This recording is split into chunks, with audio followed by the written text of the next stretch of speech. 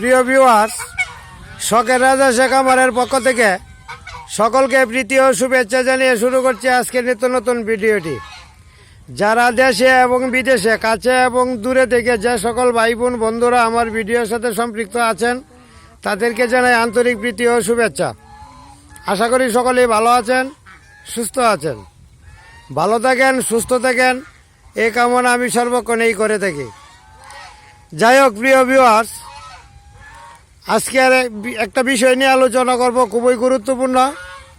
সে বিষয়টা হচ্ছে দ্বিতীয়বার ডিমে আসার জন্য হাঁসের খাদ্য হিসেবে কী রাখবেন। আর একটা বিষয় নিয়ে আলোচনা করব। আমি প্রায় সময় বলি যে আমি এখন পর্যন্ত, অর্থাৎ এটা জানুয়ারি মাসের 4 তারিখ, আজকে জানুয়ারি মাসের 4 তারিখ পর্যন্ত আমি কচুরিপানা এখনও হাঁসকে খাওয়াইতেছি এবং পর্যাপ্ত পরিমাণেই খাওয়াইতেছি, এবং এর খাওয়ানোর কারণ বা ফলাফল সম্পর্কে আমি আপনাদের সাথে শেয়ার করব।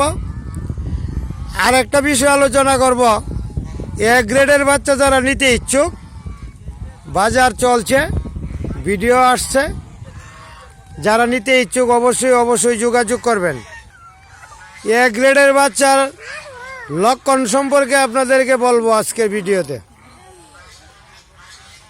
প্রথমে আলোচনা করি, দ্বিতীয়বার ডিমে আসার জন্য সবুজ ঘাসের কোনো বিকল্প নেই।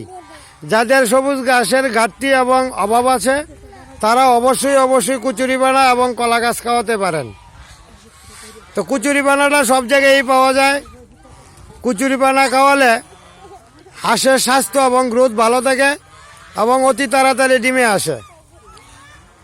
আর দ্বিতীয়বার ডিমে আসার জন্য প্রতি হাঁসের জন্য 5 গ্রাম করে সরিষার খৈল দানাদার খাদ্যের সাথে মিশিয়ে খাওয়াবেন।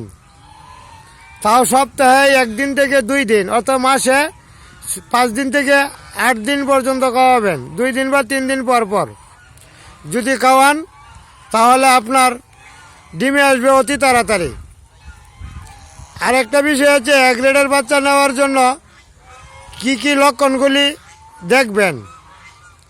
হাঁসের চঞ্চলতা দেখবেন, চলাফেরার গতি দেখবেন ভালো কিনা। যেগুলো চলাফেরা করে কম, জিম ধরে থাকে, এই বাচ্চাগুলি অবশ্যই কিনবেন না, বড় হলেও কিনবেন না। আর যে বাচ্চাগুলি চঞ্চল থাকবে, দৌড়াদৌড়ি বা লাফালাফি করবে বেশি, চলাফেরা করবে দ্রুত গতিতে, ওই বাচ্চাগুলি ভালো হবে। আকার আকৃতি একটু বড় আকৃতির হবে, পায়ের গুছা একটু মোটা থাকবে, শরীর একটু মোটা সুটা থাকবে। এইগুলি অবশ্যই আপনি জানবেন যে এগুলি এক গ্রেডের বাচ্চা। চলার গতি দেখেই আপনি বুঝতে পারবেন যে এই বাচ্চাটা চঞ্চনা বা শক্ত। আর শক্ত থাকলেই এই বাচ্চাটা এক গ্রেডে আমরা ধরে থাকি। আর একটা বিষয় নিয়ে আলোচনা করব, বাচ্চা সবসময় 5 দিন বা 7 দিন পর যে বাচ্চাটা বিক্রি হয় ওইটা নেবেন। ডিম থেকে ফোটার পরেই যে বাচ্চাটা দেওয়া হয়, যেটাকে আমরা জিরো বাচ্চা হিসেবে চিনি বা জানি, বা জিরো বাচ্চা হিসেবে বিক্রয় করে থাকি, জিরো বাচ্চাটা নতুন কামারি বা উদ্যোক্তা হিসেবে নেওয়ার পর যত্নের অভাবে অনেক সময় 1-2টা বাচ্চা কাটতে পারে।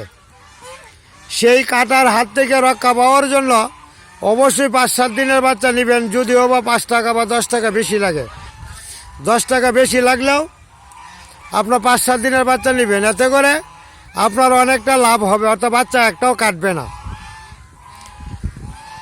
আর খাদ্যের জন্য অভ্যস্ত হয়ে থাকে প্রথম থেকে বাচ্চাটা নেওয়ার পর, অর্থাৎ জিরো বাচ্চা নেওয়ার পরে খাদ্য খাওয়ানোর জন্য তাকে একটু প্রক্রিয়া করতে হয়, একটু বারবার একটু লক্ষ্য রাখতে হয়, খাওয়াতে হয়। আর যদি আপনি 5-7 দিনের বাচ্চা নেন, খাদ্য অভ্যস্ত হয়ে যায়, অভ্যস্ত হওয়ার কারণে আপনাকে বেশি কষ্ট করতে হবে না। নতুন উদ্যোক্তা হিসেবে অবশ্যই 5-7 দিনের বাচ্চা নেওয়ার চিন্তা ভাবনা করবেন, 5 টাকা বেশি লাগলেও। যদি টাকার চিন্তা করেন, খামার করতে পারবেন না। আর যদি খামার করেন, টাকার চিন্তা করতে পারবেন না। একটা বাচ্চা 50 টাকা বেশি দেওয়ার পরেও যদি ভালো বাচ্চা পান, আর আপনি খাদ্যে অভ্যস্ত বাচ্চা পান তাহলে আপনি নিতে পারেন, এতে করে আপনার অনেকটা উপকার হবে। আমি চাই সবাই নতুন উদ্যোক্তা হন, উদ্যোক্তা হয়ে এই পোলট্রি সেক্টরে সাহায্য সহযোগিতা করেন, দেশেরও মঙ্গল হবে, আপনার নিজের ব্যক্তিগত লাভও হবে। আপনি সবসময় এক গ্রেডের বাচ্চা নেওয়ার চিন্তা ভাবনা করবেন। এই যে এক গ্রেডের বাচ্চা দেখেন দেখেন সবগুলি কিভাবে চিল্লাপাল্লা শুরু করতেছে, ক্যাচর মতো শুরু করে দিছে। যাই হোক প্রিয় ভিউয়ার, এখন আর ওদের চিৎকারে কোনো কিছু বলা সম্ভব হচ্ছে না। যাই হোক প্রিয় ভিউয়ার, যারা আমার চ্যানেলটি এখনো সাবস্ক্রাইব করেন নাই, সাবস্ক্রাইব করে নিত্য নতুন ভিডিও পাইতে আমার চ্যানেলটির পাশে থাকবেন। ধন্যবাদ সবাইকে, ভালো থাকবেন, সুস্থ থাকবেন।